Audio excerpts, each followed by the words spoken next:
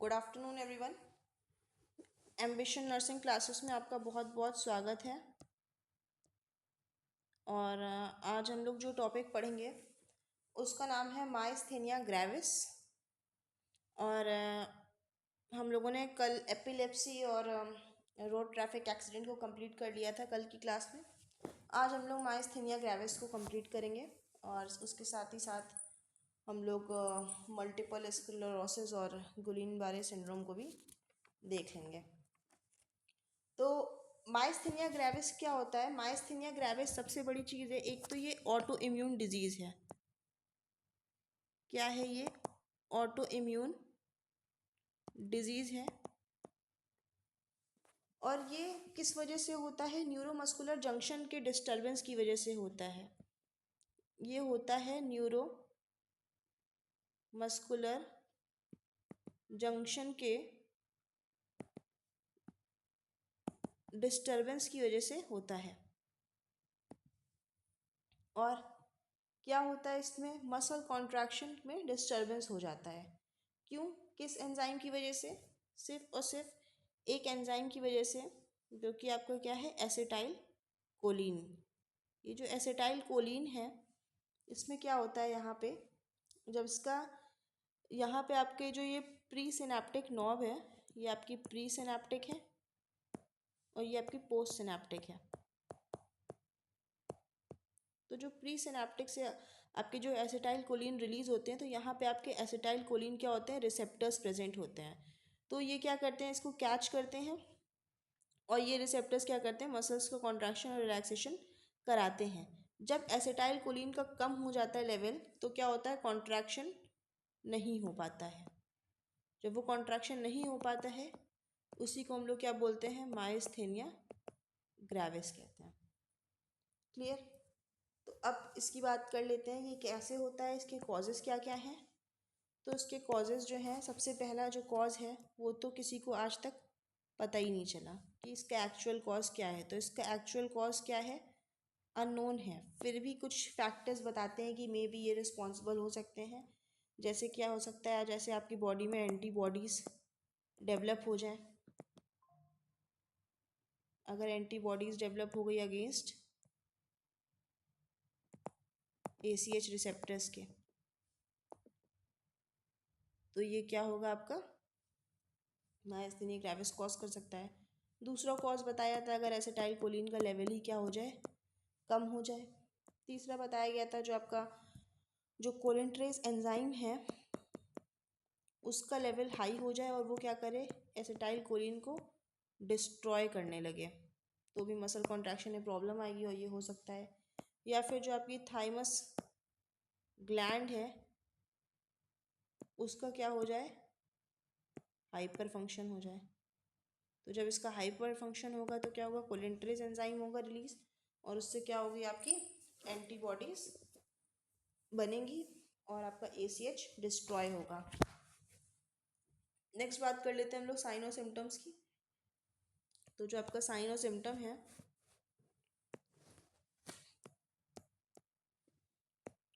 वो सबसे जो मोस्ट अर्ली है, जो सबसे पहले आता है, उसका नाम है टॉसिस।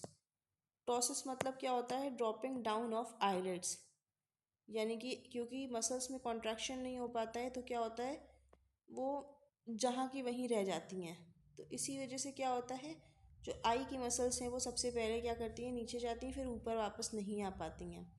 जैसे आपके रिलैक्स मोड में मसल्स हैं तो वो नीचे ही रह जाएंगी, ऊपर वापस से कॉन्ट्रैक्ट नहीं कर पाएंगी। तो इसी को क्या बोलते हैं? Drop of iris. ये सबसे अर्ली सिम्टम है। और क्या क्या हो सकता है आपका? डिप्लोपिया हो सकता है और फैटिगनेस हो सकता है। और क्या हो सकता है? वीकनेस हो सकता है। मोटर फंक्शन डिस्टर्ब हो सकते हैं।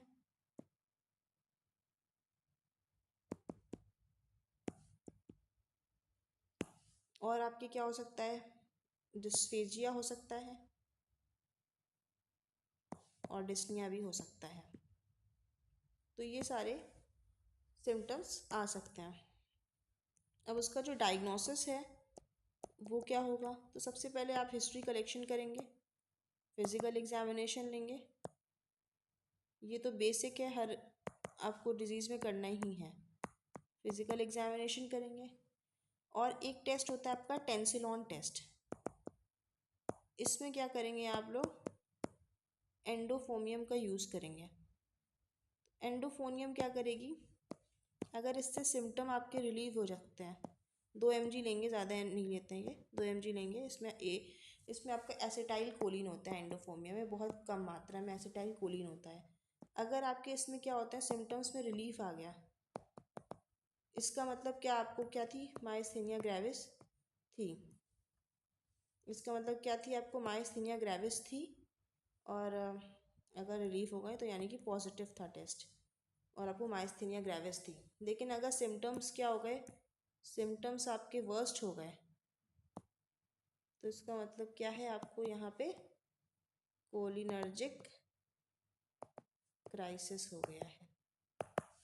क्लियर, ये आपका इससे पता चलता है। अब माइस्थेनिया ग्रेविस की ड्रग ऑफ चॉइस की बात कर लेते हैं। इनकी ड्रग ऑफ चॉइस क्या होती है, तो इसकी ड्रग ऑफ चॉइस है आपकी नियो स्टिगमाइन, ये आपकी ड्रग ऑफ चॉइस है। और ये drug of choice cobra bite की भी होती है, और माइस्थेनिया ग्रेविस की भी होती है। और आपका कौन सा है, पाइसोस्टिगमीन भी होती है। और ये ड्रग ऑफ चॉइस आपकी किसकी किसकी होती है, एक तो एमजी की होती है, दूसरी आपकी एट्रोपिन टॉक्सिसिटी की होती है, यानी कि इसका एंटीडोट होता है ये। क्लियर। और आपका तीसरा जो ड्रग ऑफ चॉइस है वो क्या है, एंडोफोनियम है, जिसके थ्रू आप क्या कर सकते हैं, एसिटाइल कोलिन का लेवल जो है वो बढ़ा सकते हैं। तो ये क्या है आपका, this is all about myasthenia gravis. तो ये सारी चीज़ें हम लोग जानेंगे, मतलब जान चुके हैं माइस्थेनिया ग्रेविस के बारे में। अब बात कर लेते हैं हम लोग दूसरी डिजीज़ के बारे में, जो हम लोगों ने अभी डिस्कस किया था स्टार्टिंग में कि पढ़ेंगे आगे। वो होती है मल्टीपल स्क्लेरोसिस और गुइलेन बारे सिंड्रोम। इसको हम लोग साथ साथ पढ़ेंगे, क्योंकि ये क्या है, दोनों ही क्या है, डीमाइलिनेशन डिसऑर्डर है। ठीक है, ये दोनों ही क्या आपके डीमाइलिनेशन डिसऑर्डर हैं। तो एक तरफ आप अपनी कॉपी में बना लीजिएगा मल्टीपल स्क्लेरोसिस, और दूसरी तरफ बना लीजिएगा गुइलेन बारे सिंड्रोम।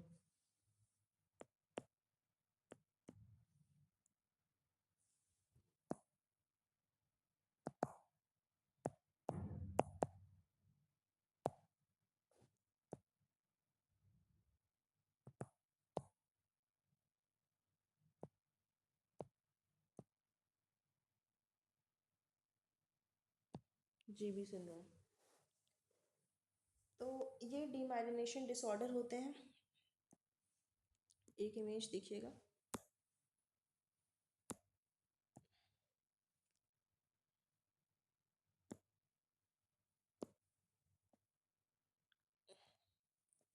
ये आपकी माइलिनेटेड माइलिन शीथ है, और ये आपकी डीमाइलिनेटेड माइलिन शीथ है।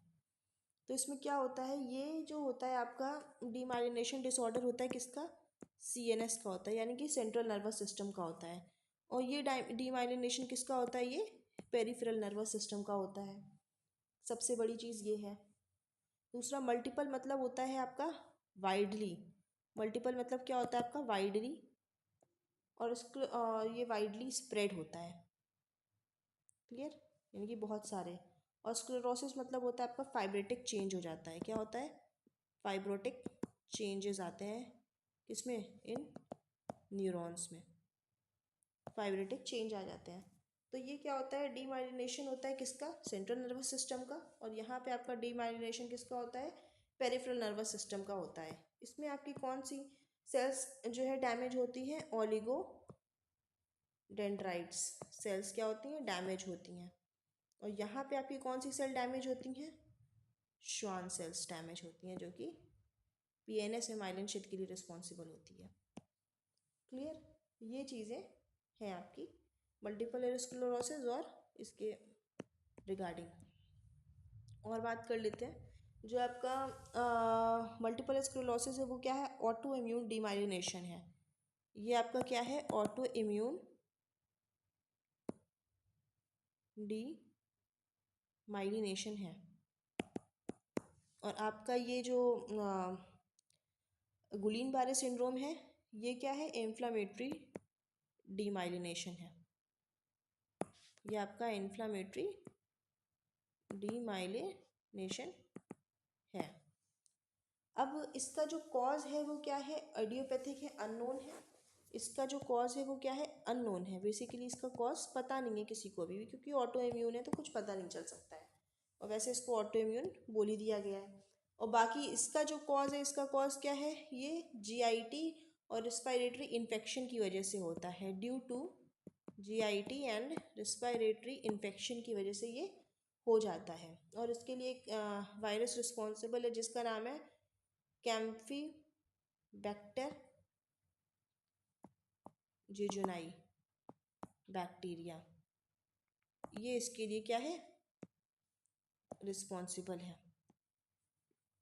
कैम्फी बैक्टर जेजुनाई बैक्टीरिया इसके लिए क्या है, ये रिस्पॉन्सिबल है। तो ये चीज़ याद रखिएगा आप लोग।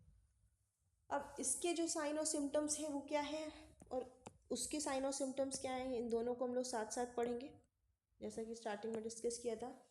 जो इसके साइन और सिम्टम्स हैं आपके, इसका कॉज हम लोग को पता चल गया, अननोन है, लेकिन इसका कॉज जीआई सिस्टम और एक बैक्टीरिया कैम्फीबैक्टर जेजुनाई बैक्टीरिया की वजह से होता है। अब इसके साइन और सिम्टम्स क्या हैं, तो ये क्या करता है, अपर मोटर न्यूरॉन को डैमेज करता है। सीएनएस का डीमाइलिनेशन करता है, तो क्या करता है, ये अपर मोटर न्यूरॉन को डैमेज करता है। तो इसमें इस वजह से इसमें क्या क्या चीज़ें होती हैं, हाइपरटोनिया हो जाता है, एक सेकेंड, इसमें क्या हो जाता है, हाइपर यानी कि टोन बढ़ जाती है, हाइपरटोनिया हो जाता है। दूसरा आपका स्पैसिसिटी आ जाती है मसल्स में, और क्लोन्स प्रेजेंट हो जाते हैं, क्लोन्स प्रेजेंट हो जाएंगे। ये सारी चीज़ें क्या होती हैं, इसमें साइन और सिम्टम्स के तौर पे आती हैं। और क्या होता है, आपका डिसेंडिंग वीकनेस हो जाती है,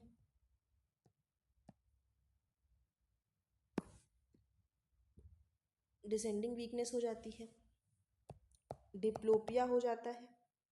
ये सब मल्टीपल स्क्लेरोसिस के सिम्टम्स हैं। मोटर फंक्शन डिस्टर्बेंस हो जाती है,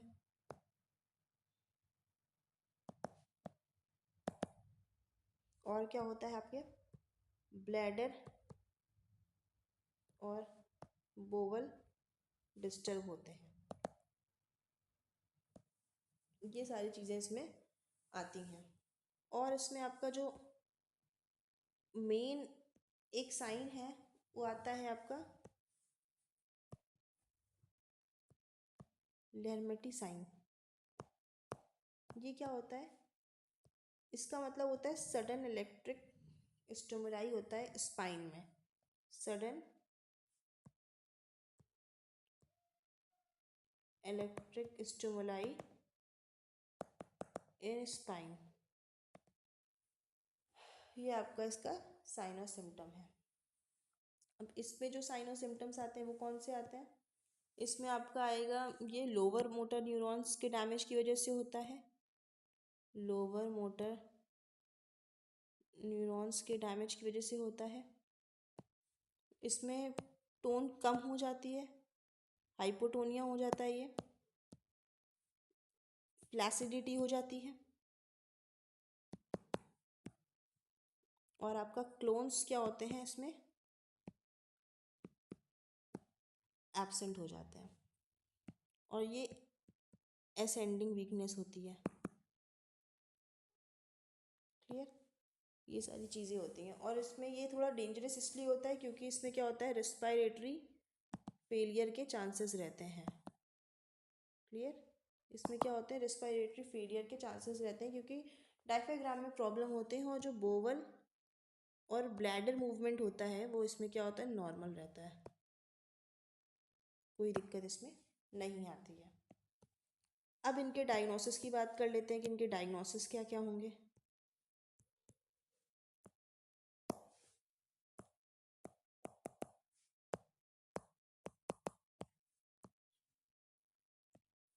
तो सबसे पहले इसमें क्या होना है, हिस्ट्री कलेक्शन, फिजिकल एग्जामिनेशन, ये तो रहना ही रहना है, सीटी करेंगे, एमआरआई करेंगे, और क्या करना है इसमें, सीएसएफ का एग्जामिनेशन करना है। ये इसमें मेन काम है। सीएसएफ का एग्जामिनेशन क्यों करना है, क्योंकि एंटीबॉडी देखनी है, ओलिगो क्लोनल एंटीबॉडी टाइप इसमें देखनी है। तो ये आपका क्या है, इसका डायग्नोसिस है। इसमें सेम वही हिस्ट्री कलेक्शन करेंगे, फिजिकल एग्जामिनेशन करेंगे, और आपका नर्व कंडक्शन टेस्ट करेंगे, जिसमें क्या एसेस करेंगे आप रिफ्लेक्स को। ये बात आपकी क्लियर हो गई है। अब इन दोनों के मैनेजमेंट की बात कर लेते हैं। इनका थोड़ा मैनेजमेंट पूछा जाता है एग्ज़ाम वगैरह में कि इनके मैनेजमेंट कैसे करते हैं। तो इनके मैनेजमेंट में दोनों तरफ लिखिएगा, जो इनका ट्रीटमेंट है वो क्या है। एक तो इम्यूनोग्लोबिन देंगे आप इसमें। कौन सी देंगे इम्यूनोग्लोबिन, इंटरफेरॉन, इसकी ड्रग ऑफ चॉइस है। इसमें रिस्पायरेटरी सपोर्ट देंगे आप, क्योंकि इसमें रिस्पायरेटरी प्रॉब्लम ज़्यादा होती है। रिस्पायरेटरी सपोर्ट देंगे आप बाय O2 एंड बेंटी। क्लियर, ये बात हो गई। इसमें इसमें आप क्या देंगे, इम्यूनोसप्रेसेंट ड्रग देंगे।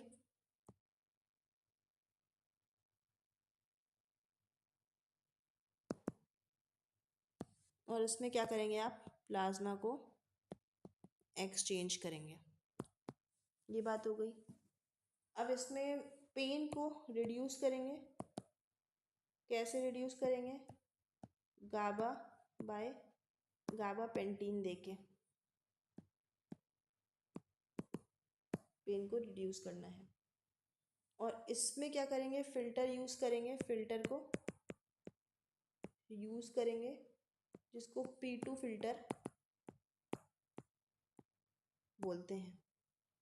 अब इसमें क्या होता है, आपकी स्पेसिसिटी प्रेजेंट होती है, तो आपको फैटिगनेस को भी क्या करना है, रिड्यूस करना है। फैटिगनेस को भी आपको रिड्यूस करना है, क्योंकि इसमें स्पेसिसिटी प्रेजेंट होती है। और इसमें आप क्या देंगे, इम्यूनोग्लोबिन के इंजेक्शंस देंगे। क्लियर, तो ये बात हो गई आपकी मैनेजमेंट की। अब रोल ऑफ नर्स देख लेते हैं, दोनों में आपको क्या देखना है। तो सबसे पहले डिप्लोपिया, अगर मान लीजिए आपके डिप्लोपिया है तो क्या करना है, आई को क्या करना है, कवर करना है। ये बात हो गई। अगर मान लीजिए आपकी फैटिगनेस है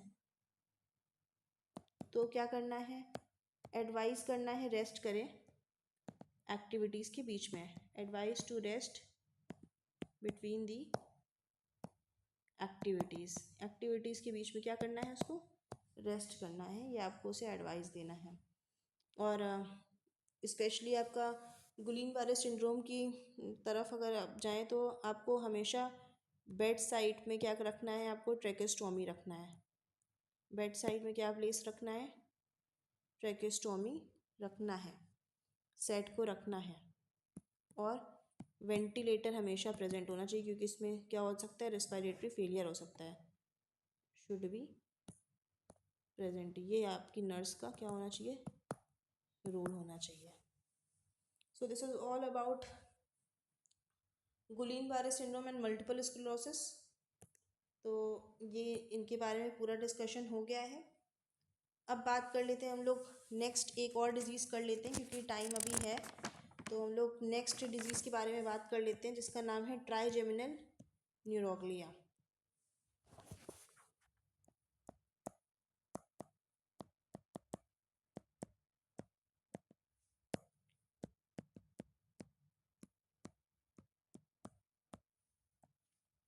ट्राइजेमिनल न्यूरोग्लिया,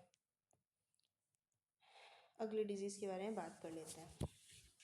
तो ट्राइजेमिनल न्यूरोग्लिया जो होती है वो क्या होती है, आपकी फिफ्थ क्रेनियल नर्व की एक डिसऑर्डर होता है। किसका डिसऑर्डर होता है, फिफ्थ क्रेनियल नर्व का डिसऑर्डर होता है।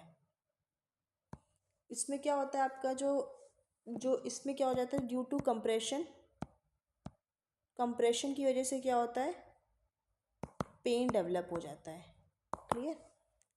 कंप्रेशन की वजह से क्या होता है, पेन डेवलप हो जाता है। और ये जो नर्व होती है,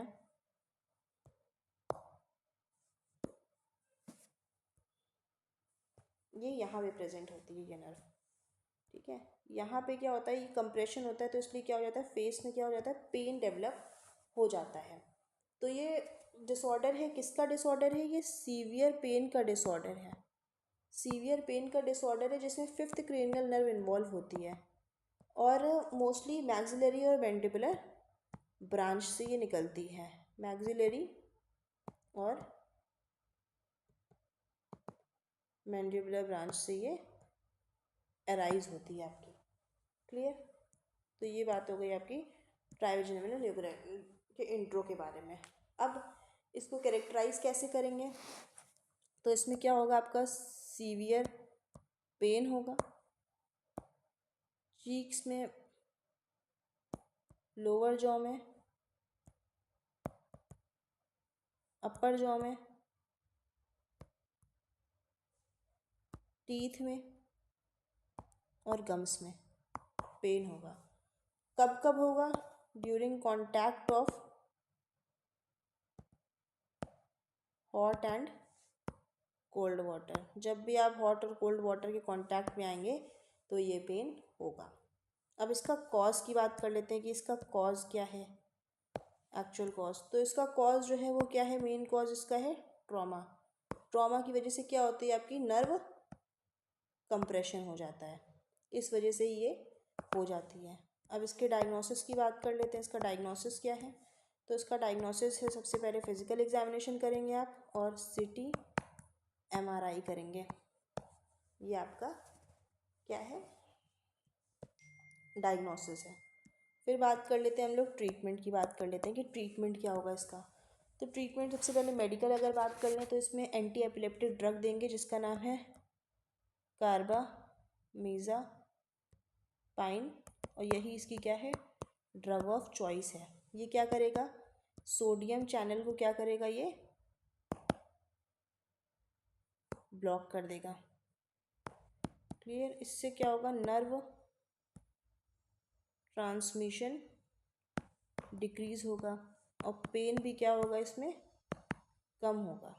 तो इस वजह से ये ड्रग हम लोग देंगे। और इसका जो मोस्ट कॉमन साइड इफ़ेक्ट है वो आपका क्या है, WBC काउंट को कम करता है ये, जिसको ए ग्रैनुलो साइटोसिस कहते हैं। ये आपकी पहली ड्रग ऑफ चॉइस है। दूसरा आप क्या दे सकते हैं, इंजेक्शन देंगे, किस चीज़ का, ग्लाइसरॉल का। ये क्या करेगा, डायरेक्टली एक्ट करेगा साइट पर, और ये 3 हफ्तों के लिए क्या करेगा, वर्क करेगा। क्लियर? अब बात कर लेते हैं नेक्स्ट, सर्जरी की बात कर लेते हैं। सर्जरी की, तो सर्जरी में क्या करना है, सबसे पहले एक होती है जेनेटा प्रोसीजर।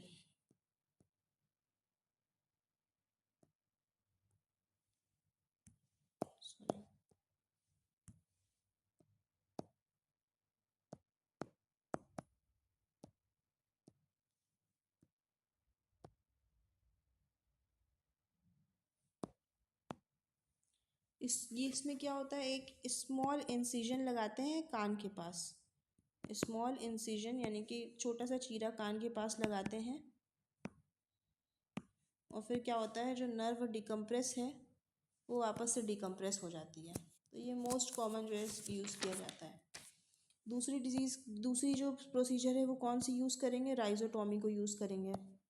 इसमें ट्राइजेमिनल नर्व को क्या किया जाता है, सीधे कट कर दिया जाता है। और तीसरा जो हम लोग यूज़ करेंगे वो कौन सा प्रोसीजर यूज़ करेंगे, gamma knife radio surgery use करेंगे। तो ये सर्जरी होती है विदाउट इंसिजन के, और ये क्या करता है, हेल्प करता है किसी भी ट्यूमर या कंप्रेशन को रिलीव करने में। तो ये आपकी ट्राइजेमिनल न्यूरोग्लिया के बारे में सारी बात हो गई है। आज हम लोगों ने 4 चीज़ें पढ़ ली हैं। एक हम लोगों ने आज पढ़ लिया है आपका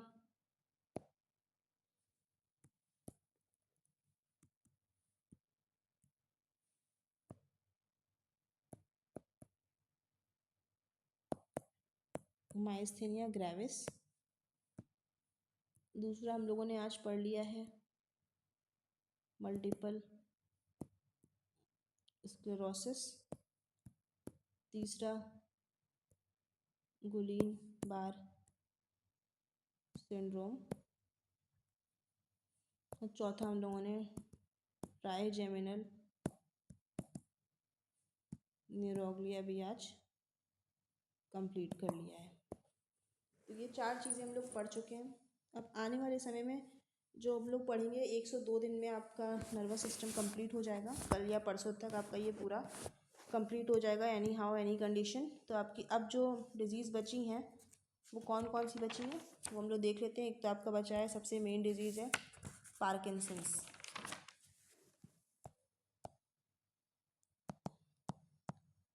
पार्किंसंस बची है। दूसरी आपकी बची है बेल्स पाल्सी,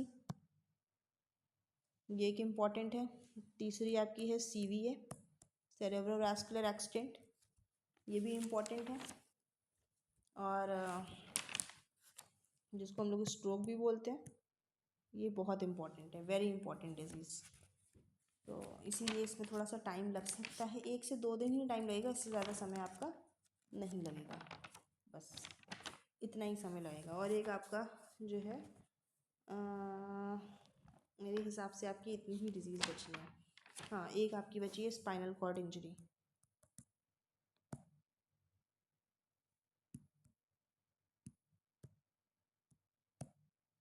ये 4 चीज़ें आपकी बची हैं। इसके बाद आपका न्यूरो कंप्लीट हो जाएगा। तो ये 4 चीज़ें हम लोग 2-2 करके 1-2 दिन में कंप्लीट कर लेंगे। 2 दिन में एक, फिर 2 दिन में एक हम लोग पूरा करके ये दोनों दिन में कंप्लीट कर लेंगे। फिर आपका न्यूरो पूरा हो जाएगा। उसके बाद हम लोग चलेंगे फार्मा की तरफ। सो क्लास प्लीज़, क्लास को लाइक करिएगा, शेयर करिएगा, कमेंट करिएगा और बताइएगा कि क्लास कैसी लगी। और आप लोग का एक नया सिस्टम स्टार्ट होगा बहुत जल्द, उसके बारे में आप हमारे क्लास के साथ बने रहिएगा। आपको जल्दी इन्फॉर्मेशन इसके रिगार्डिंग मिल जाएगी। Thank you so much.